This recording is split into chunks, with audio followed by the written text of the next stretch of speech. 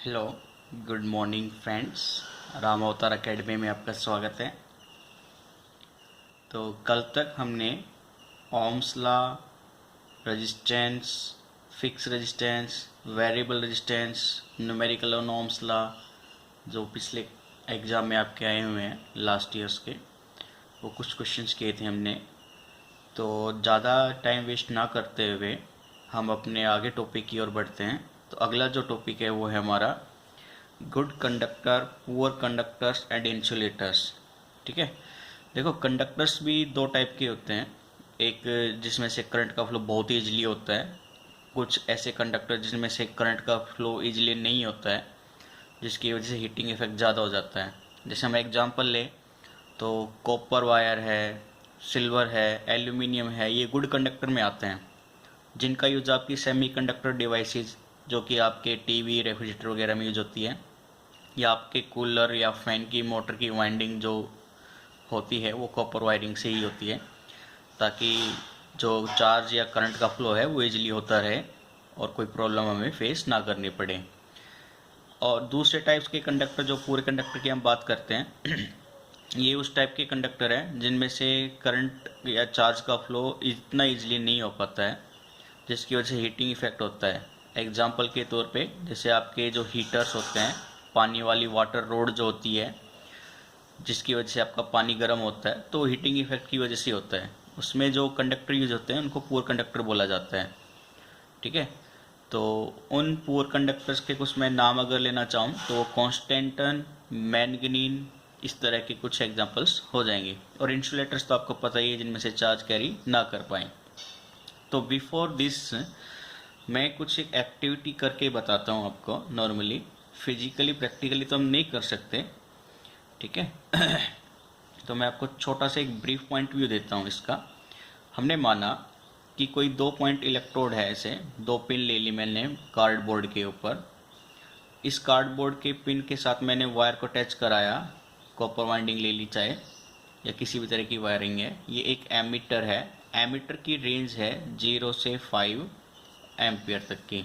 ठीक है, उसके बाद मैंने 4 वोल्ट की बैटरी ले ली, या 4 सेल ले लिए मैंने, 2 सेल, 3 सेल, 4 सेल। ठीक है, तो एक सेल 1.5 वोल्ट का होता है, तो ये टोटल कितने का हो गया, 6 वोल्ट का। और साथ ही मैंने स्विच ऑन ऑफ करने के लिए एक की बटन ले लिया, के। ठीक है, ये कुछ हमारी सर्किट है। यहाँ पे मैंने ब्लैंक छोड़ दिया। इस ब्लैंक पे मैं 3 आइटम्स को रख सकता हूँ डिफरेंट डिफरेंट कंडीशन में। एक है, मान के चलिए, नाइक्रोम वायर। ये हमारी नाइक्रोम वायर है, जिसकी लेंथ मैं 0 से 0.5 मीटर तक ही रखता हूँ।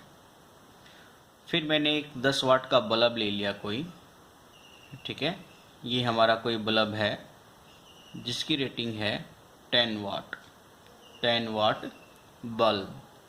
एक मैं टॉर्च बल्ब ले लेता हूँ, जो आपके नॉर्मली बाइक्स वगैरह में भी होती है, या आपके घरों के अंदर जो टॉर्च होगी कुछ वो हो। ये बहुत ही कम वाट की होती है, लगभग 2 वोल्ट के आसपास की, 2 वाट के आसपास की होती है। ये है हमारी टॉर्च बल्ब। ठीक है, तो आपको पॉइंट्स ये याद रखना है, अगर मैं नाइक्रोम वायर को इस टर्मिनल एक्स और वाई के बीच में कनेक्ट कराऊं, नाइक्रोम वायर को इस टर्मिनल एक्स और वाई के बीच में कनेक्ट कराऊं, तो मैंने मान के चलता हूं कि एमीटर मेरी कोई करंट की रीडिंग देता है I1। अब नाइक्रोम वायर को हटाकर मैं 10 वाट का बल्ब अगर यूज़ करता हूं, तो करंट की रीडिंग आती है हमारी I2। ठीक है, और अगर हम अब टॉर्च बल्ब को हटाकर, 10 वाट बल्ब को हटाकर टॉर्च बल्ब का अगर यूज़ करें, तो करंट की रीडिंग हमारी आती है I3। तो इस पॉइंट से हमें पता चलता है कि I1, I2 और I3 अलग अलग वैल्यू होने की वजह से वो तीनों इक्वल नहीं है।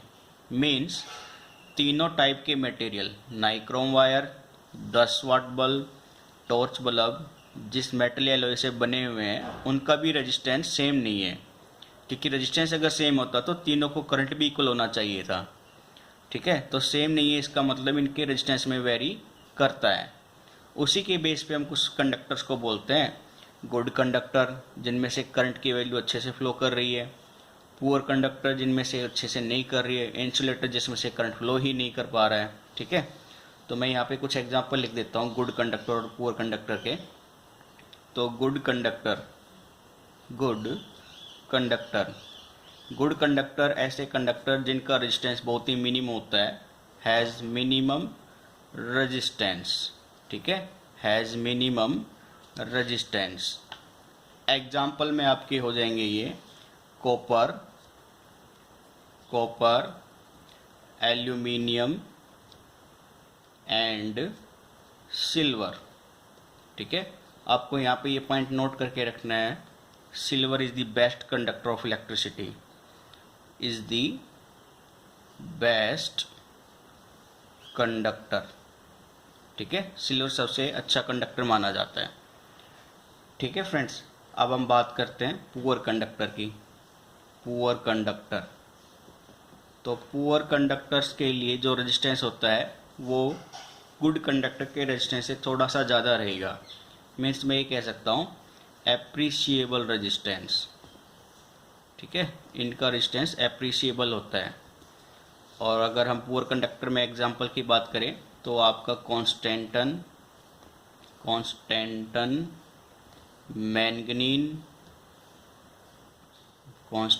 मैंगनीन एंड नाइक्रोम, ये इस तरह के मटेरियल्स पुअर कंडक्टर में आते हैं। इनका यूज़ हम हीटिंग एलिमेंट्स में करते हैं, जैसे आपके इलेक्ट्रिक आयरन है, प्रेस करते हो आप, और आपके जो वाटर गर्म करने वाले डिवाइसेज है, हीटर है, वाटर रोड है, उनमें पुअर कंडक्टर्स के इन मेटल का यूज किया जाता है ताकि जो हीटिंग इफेक्ट है उसका हम यूटिलाइज कर सके। ठीक है, फिर आपका आता है इंसुलेटर्स। इंसुलेटर में आपको पता है एक्सट्रीमली हाई रेजिस्टेंस होता है, एक्सट्रीमली हाई रेजिस्टेंस। ठीक है, इनका रेजिस्टेंस इतना ज़्यादा होता है कि इनमें से करंट का फ्लो इजली नहीं हो पाता है, ना के बराबर ही होता है। और अगर हम इसका एग्जांपल लें तो ये rubber, plastic and paper.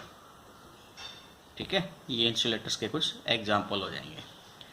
Clear है? तो चलिए हम आगे देखते हैं अपने नेक्स्ट टॉपिक की ओर कि ऐसे कौन कौन से फैक्टर हैं जो किसी भी कंडक्टर के या किसी मेटल, एलॉय या और कोई आपके एलिमेंट्री डिवाइसेस है तो उनके रेजिस्टेंस को इफेक्ट करता है। ठीक है, तो हमारा टॉपिक का नाम हो जाएगा factors on which the resistance of a conductor depends. ठीक है, factors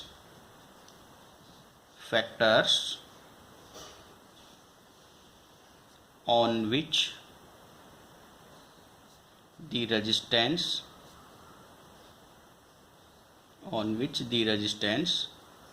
of a conductor depends। ठीक है फ्रेंड्स, चलिए देखते हैं। इसमें भी एक्चुअल में एक एक्टिविटी करा के ही आपको समझाया जाता है। तो हमारे पास यहाँ पे ना तो एक लेबोरेटरी है और ना ही कोई प्रॉपर इक्विपमेंट्स हैं, तो बेसिकली जो रिजल्ट आउटपुट आता है हमारा एक्टिविटी से, हम उसी के ऊपर फोकस करेंगे। क्लियर है? तो कुछ टाइम्स आपको ये पॉइंट साथ साथ नोट भी करने हैं क्योंकि ये काफ़ी इम्पोर्टेंट है। इसके ऊपर न्यूमेरिकल या बेसिकली थियोरेटिकल पोर्शंस एग्जाम में ज़रूर पूछा जाता है। ठीक है फ्रेंड्स, तो चलिए कुछ पॉइंट्स मैं आपको नोट कराता हूँ जो इम्पोर्टेंट पॉइंट है कि कंडक्टर का रेजिस्टेंस किस किस फैक्टर पे डिपेंड करता है। Resistance of a conductor depends upon, कौन कौन से फैक्टर हैं? फर्स्ट फैक्टर है आपका length of the conductor, length of the conductor. अभी हम मैथमेटिकल वैल्यू से देखेंगे लेंथ से क्या फ़र्क पड़ता है उसके रेजिस्टेंस पे। फिर आता है area of cross section, area of cross section of the conductor, area of cross section से मतलब है उसकी कितनी मोटाई है। ठीक है। थर्ड पॉइंट है रेजिस्टिविटी, मीन्स मैं टाइप्स ऑफ मटेरियल लिख देता हूँ, या nature of the material, material के नेचर पे भी उसका रेजिस्टेंस डिपेंड करता है। जैसे अभी हमने पढ़ा था कॉपर कंडक्टर जो है या एल्यूमिनियम कंडक्टर जो है उनका रेजिस्टेंस बहुत ही कम होता है, इसलिए गुड कंडक्टर में काउंट होते हैं। लेकिन नाइक्रोम, मैंगनीज, कॉन्स्टेंटाइन जैसे मटेरियल का रेजिस्टेंस ज़्यादा होने की वजह से वो पुअर कंडक्टर में काउंट होते हैं। तो सिर्फ मेटल के डिफरेंस से ही रेजिस्टेंस में भी वेरिएशन स्टार्ट हो जाता है। ठीक है, तो लास्ट और जो फोर्थ पॉइंट है हमारा वो है temperature. Temperature of the conductor, ये तो नॉर्मली आपको भी पता है, जैसे कोई मोटर गर्म हो जाती है तो आप उसको बंद कर देते हैं क्योंकि आपको मालूम है अब वो मोटर के जलने के भी कारण हो सकता है। ठीक है, तो ये कुछ इंपॉर्टेंट पॉइंट्स हैं। तो फर्स्ट पॉइंट जो आता है वो आपका लेंथ के ऊपर है, तो हम उस लेंथ वाले पॉइंट को नोट करके देख लेते हैं। पहले मैं आपको पॉइंट नोट करा देता हूँ ताकि आप भी अपनी नोट्स साथ साथ बनाते रहें। ठीक है, तो देखिए temperature and cross sections remains constant. ठीक है, temperature and cross section area remain constant. The resistance of wire is given directly proportional to its length. The resistance of given wire is directly proportional to its length. ठीक है, यानी resistance directly proportional हो जाएगा length के। किस case में? जब temperature और क्रॉस सेक्शंस ये दोनों क्या हो, कांस्टेंट हो। ठीक है, यहाँ से अगर हम वेरिएशन लेके चले तो अगर अब आप लेंथ को 2 मीटर बढ़ा रहे हैं या 2 टाइम्स इंक्रीज कर रहे हैं तो आपका रेजिस्टेंस भी 2 टाइम्स इंक्रीज हो जाएगा। ठीक है, अगर आप लेंथ को 4 टाइम्स डिक्रीज़ कर रहे हैं तो उस कंडक्टर के रेजिस्टेंस की वैल्यू भी क्या होगी, 4 टाइम्स डिक्रीज हो जाएगी। ठीक है, तो इस डायरेक्टली प्रोपोर्शनल का मतलब यही है। यानी अगर आप 2 मीटर का एक कंडक्टर लेते हैं तो उसका रेजिस्टेंस जैसे मान के चलो 5 ओम है, और फिर आपने 10 ओम्स का या 10 मीटर लेंथ का एक कंडक्टर लिया तो ऑब्वियसली आपका 5 टाइम्स ही उस कंडक्टर का रेजिस्टेंस भी इंक्रीज हो जाएगा। ठीक है, तो जितना टाइम्स लेंथ में वेरिएशन होता है उतना ही टाइम्स रेजिस्टेंस में भी वेरिएशंस आता है। सेकंड पॉइंट है आपका, अगर मैं टेम्परेचर और लेंथ को कांस्टेंट रखूँ तो क्या होगा, temperature and length of conductor remains constant. ठीक है, the resistance of given conductor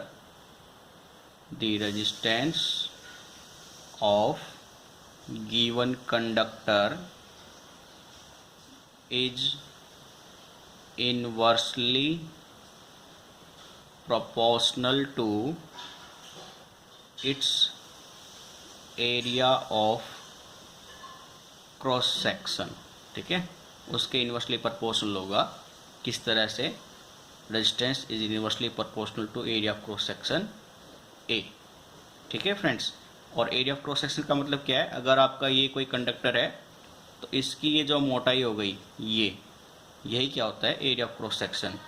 और एरिया ऑफ क्रॉस सेक्शन मोटाई कैसे आती है, पाई इंटू में रेडियस का स्क्वायर, क्योंकि वो एक सर्कल की ही तरह है। ठीक है, ये एरिया ऑफ क्रॉस सेक्शन होता है। यहाँ से अगर हम वेरिएशंस लें तो आपको पता है resistance inversely proportional to area of cross section के, यानी अगर area of cross sections 2 times increase कर जाए, ठीक है, मोटाई 2 टाइम्स बढ़ जाए तो रेजिस्टेंस क्या होगा, डिक्रीज होगा, क्योंकि वो इनवर्सली प्रोपोर्शनल है। तो रेजिस्टेंस 2 टाइम्स डिक्रीज हो जाएगा। और अगर मैं एरिया ऑफ क्रॉस सेक्शंस को डिक्रीज कर दूँ 2 टाइम्स से तो रेजिस्टेंस मेरा इंक्रीज हो जाएगा 2 टाइम्स से ही, क्योंकि वो इन्वर्सली प्रोपोर्शनल बिलोंग करता है एरिया ऑफ क्रॉस सेक्शन से। ठीक है, next, resistance of conductor nature of material पे डिपेंड करता है। ठीक है, तो मैं ये पॉइंट यहीं पे दिखा देता हूँ आपको कि वो डायरेक्टली डिपेंड करता है उसके ऊपर। resistance of conductor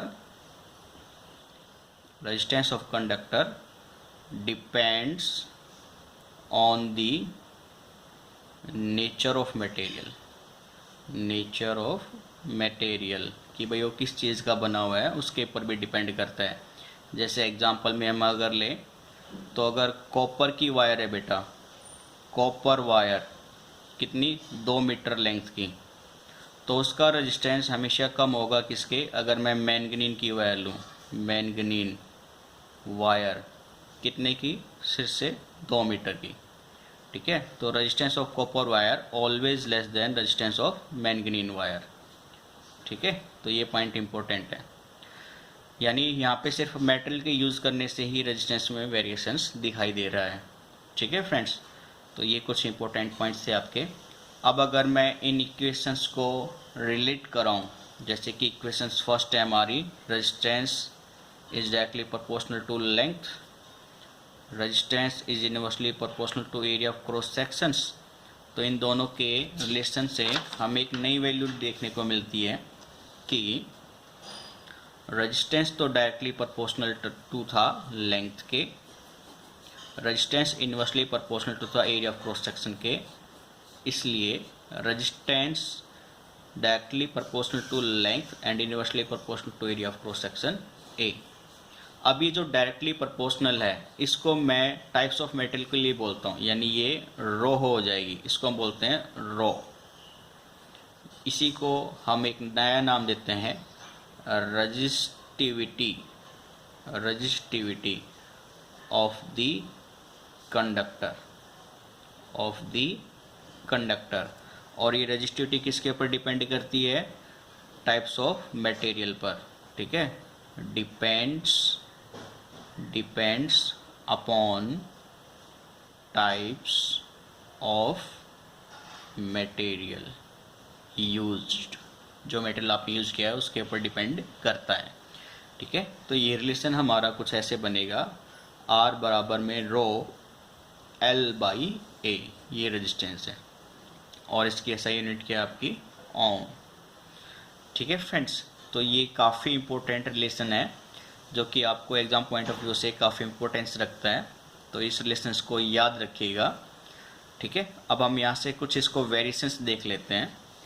तो इस इक्वेशंस को हम अगर आगे और एक्सपेंड करें बेटा, तो आपको पता है एरिया ऑफ क्रॉस सेक्शंस, जो एरिया ऑफ क्रॉस सेक्शन है ये होता है पाई आर स्क्वायर के, यानी इस इक्वेशन में रखने पर रेजिस्टेंस हो जाएगा rho L by pi r square, ठीक है।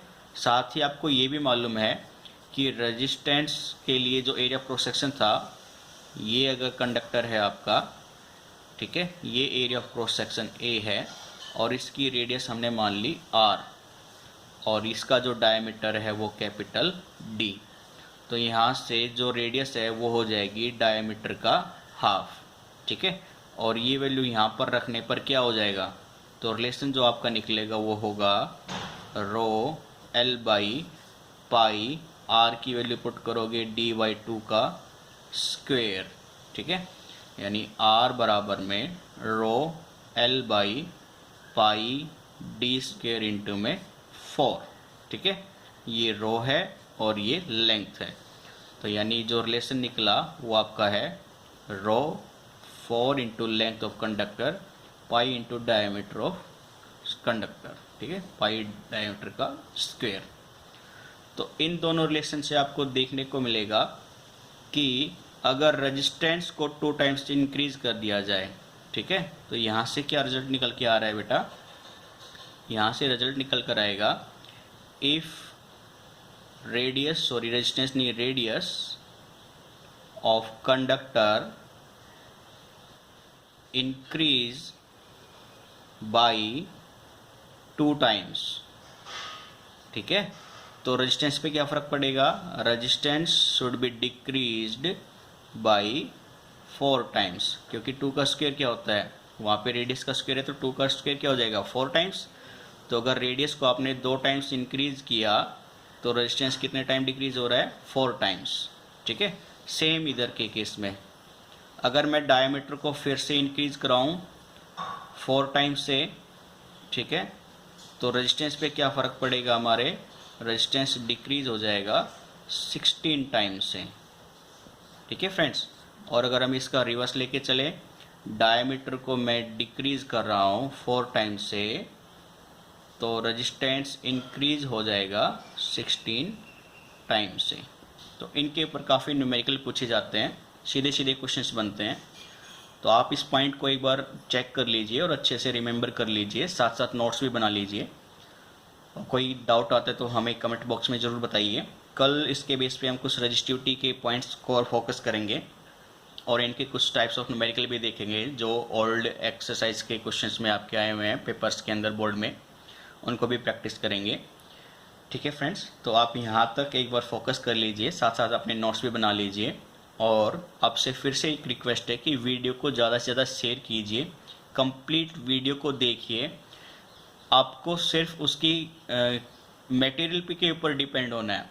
हम आपको वो मटेरियल प्रोवाइड करा रहे हैं जो बाकी कहीं पे भी अगर आप ट्राई करोगे तो एग्ज़ाम से ओरिएंटेड मटेरियल आपको मिलेगा ही नहीं, ठीक है। तो ये इसकी चीज़ के लिए स्पेशल ही वीडियो बनाई जा रही है कि ताकि एग्ज़ाम ओरिएंटेड मटेरियल बच्चों को दिया जा सके और कोई इधर उधर भटकने की ज़रूरत ना हो। तो हमारे चैनल को सब्सक्राइब कीजिए, ज़्यादा से ज़्यादा शेयर कीजिए, वीडियो को लाइक भी कीजिए, अपने फ्रेंड्स को बताइए इस चीज़ के बारे में, ताकि ज़्यादा से ज़्यादा लोग हमसे जुड़ें और हमारा भी मोटिवेशन बढ़ता रहे और भी अच्छे से आप लोगों के लिए मेटल को लेके आएँ, ठीक है। तो कुछ ये स्पेशल चीज़ थी, तो इसके लिए आपको थोड़ा सा और मेहनत करना पड़ेगा। कोई क्वेरी हो तो ज़रूर कमेंट बॉक्स में डाल सकते हैं, ठीक है। तो आज के लिए इतना ही करते हैं, यहाँ तक के लिए, ठीक है। चलिए आगे, okay, bye bye, take care.